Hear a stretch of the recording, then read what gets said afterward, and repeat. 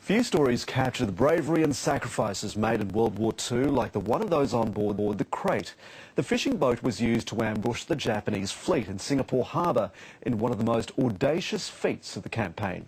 It's being restored by shipbuilding apprentices in Sydney, but the project is now in dire need of money. Ben Worsley reports.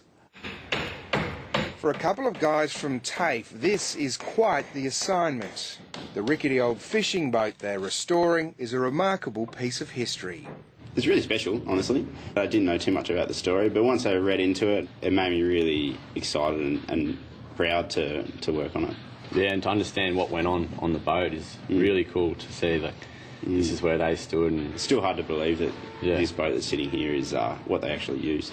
The Krait featured in one of the most daring raids of World War II. Australian commandos took it all the way to Singapore, disguised as Japanese fishermen. On kayaks, they then paddled into the harbour and blew up 5 enemy warships before escaping. I think the Krait is probably the most important war relic that we have in the country, and we should remember that this little boat behind me sank more enemy shipping in World War II than any other Australian warship. Restoring it isn't easy. For a start, the teak needed comes from Burma. Our aim at this stage is to get it back in the water for this Christmas. We'll aim for the high tides in December. But that depends on money. The project's about $250,000 short. I really hope that corporate Australia and others might see the worth of helping to preserve such an important part of our history and kick the tin.